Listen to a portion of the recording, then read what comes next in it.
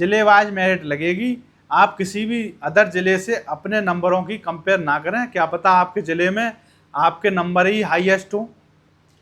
नमस्कार साथियों, स्वागत है आपका। देखिए, आज हम जो बात करेंगे वो है 3 विषयों पर, 3 सब्जेक्ट हैं आज की वीडियो में, और सबसे ज़्यादा इम्पोर्टेंट यही है, नॉर्मलाइजेशन कैसे होगा, किसको फ़ायदा मिलेगा, किसको घाटा होगा, किस शिफ्ट को सबसे ज़्यादा फ़ायदा मिलेगा या फिर नुकसान होगा। ठीक है, अब आपको पता है 3 दिन हुए हैं। अब पहली शिफ्ट और दूसरी शिफ्ट को छोड़ के, मान लीजिए पहली शिफ्ट में पेपर सरल आ गया, दूसरी शिफ्ट में कठिन आ गया, तो ये नहीं है कि पहले दिन को और दूसरे दिन को ही नॉर्मलाइजेशन मिलेगा। यदि पहली शिफ्ट में और दूसरी शिफ्ट में भी अंतर है एक ही दिन में, उनको भी नॉर्मलाइजेशन मिलेगा। किसी के नंबर बढ़ेंगे, किसके घटेंगे, किसके बढ़ेंगे और किसके कम होंगे, ये आज की वीडियो में हम बताएंगे। और अगला है, कितने नंबर वाले पीईटी की तैयारी शुरू करें। ठीक है, सीधे सीधे मैं कट ऑफ तो बता चुका हूँ पिछली वीडियो में। आज की वीडियो में मैं क्लियर बता दूंगा कि यदि आपके इतने नंबर हैं तो आप रनिंग शुरू कर सकते हैं, और गारंटी से आपकी रनिंग होगी, आपको रनिंग करनी पड़ जाएगी।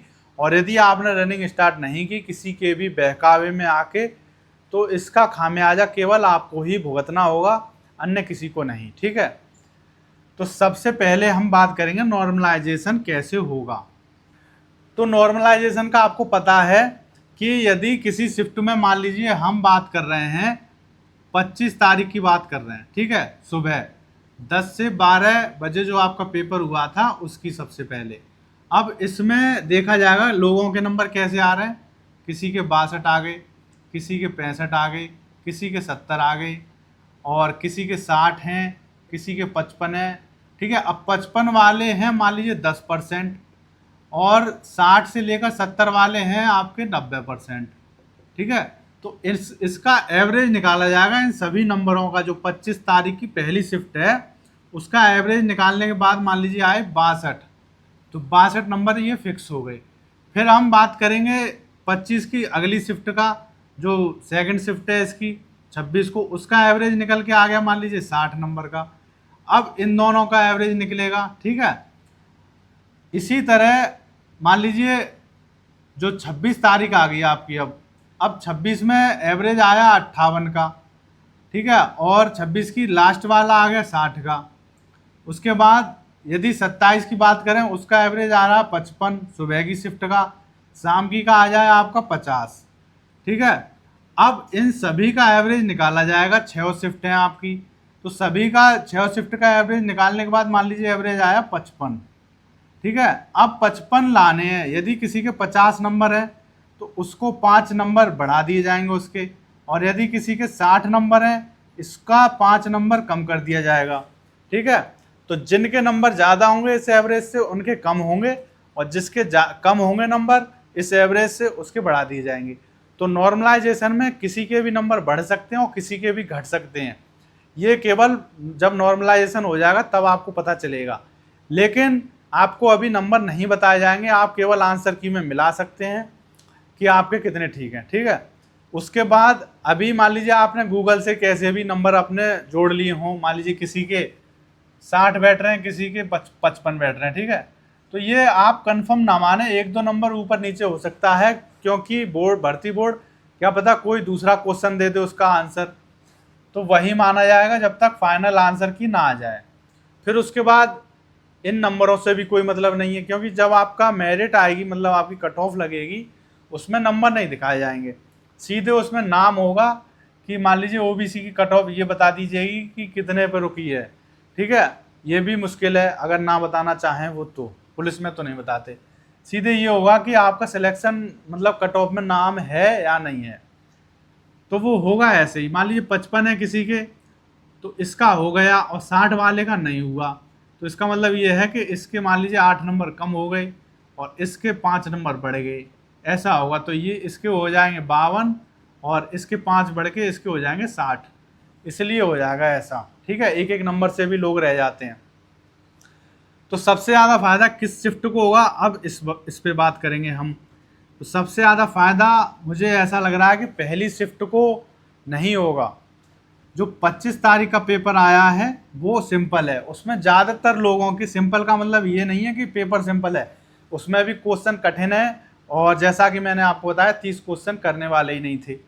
लेकिन 25 की शिफ्ट में ज़्यादातर लोगों के यदि 60 नंबर हैं, 60 प्लस हैं, किसी के 62 हैं, किसी के 63 हैं, किसी के 60 हैं, और कोई कोई 70 भी बता रहा है, तो इसका मतलब इसमें नॉर्मलाइजेशन, और अगली शिफ्ट वाले जितने भी हैं 26 वाले और 27 वाले, ये ज़्यादातर अपने 50 नंबर बता रहे हैं, 50 से ऊपर नहीं बता रहे। किसी किसी के तो बहुत से 50% लोगों के तो 40 से नीचे हैं। तो क्या होगा जब इनका एवरेज निकाला जाएगा, नॉर्मलाइजेशन जैसे मैंने आपको यहाँ पे बताया, तो पहली शिफ्ट में नंबर कम होंगे, ठीक है, इनके घटेंगे 5 नंबर कम हो जाए, किसी के 6 हो जाए, तो वो कितने भी हो सकते हैं। तो पहली शिफ्ट जिनके मतलब शिफ्ट के हिसाब से यदि देखी जाए तो पहली शिफ्ट को फ़ायदा यहाँ पे नहीं हो रहा है पहले दिन, मतलब 25 तारीख वाले को। अब बात करते हैं कितने नंबर वाले पीईटी की तैयारी करें, मतलब रनिंग स्टार्ट कर दें।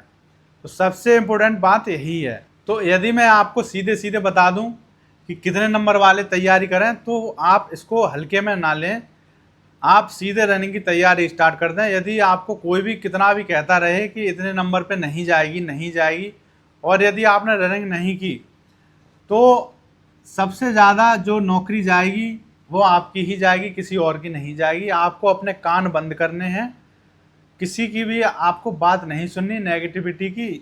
आपको ना तो फल की सोचनी है ना कुछ करना है, आपको केवल कर्म करना है। और कर्म क्या है कि जब तक इसका रिजल्ट नहीं आ रहा है, आपके यदि इतने नंबर हैं जितने मैं अभी बताने वाला हूँ, आपको रनिंग स्टार्ट कर देनी है। यदि किसी के कम भी हैं उससे, तब भी जब तक रिजल्ट नहीं आ रहा उसको रनिंग स्टार्ट कर देनी है। यदि वो लड़का है तो कम से कम 2.5 किलोमीटर की रनिंग उसको लगातार करनी है, शुरू मतलब यहाँ तक पहुँचना है उसे, 2.5 किलोमीटर तक तो उसको पहुँचना ही है। रिजल्ट आ जाए इसका, उसके बाद वो अपनी रनिंग बढ़ा सकता है यदि उसका नंबर आ जाए तो। यदि नहीं आया तो 2.5 किलोमीटर को भी आप जीरो कर सकते हैं। तो चलिए मैं बता देता हूँ आपको कि कितने नंबर वाले सीधे सीधे रनिंग की तैयारी स्टार्ट कर दें। कट ऑफ मैं आपको पहले बता चुका हूँ पिछली वीडियो में।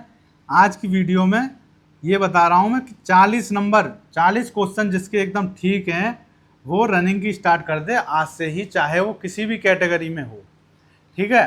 क्योंकि सबसे बड़ी बात इसमें यही है कि 40 पे मेरिट कैसे जा सकती है। अब आपको पता है यूपी में है 75 ज़िले, ठीक है।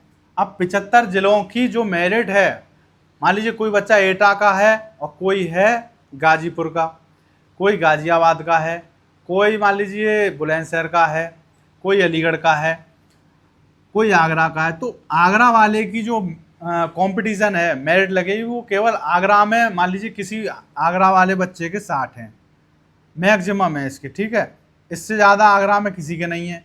फिर बात आती है 55 है किसी के, फिर किसी के 50 हैं, फिर 40 वालों के ज़्यादा हैं, 60% है 40 वाले। तो आगरा की मेरिट हो सकता है रुक जाए 50 पे, क्योंकि वहाँ पे मैक्सिमम ही 60 है।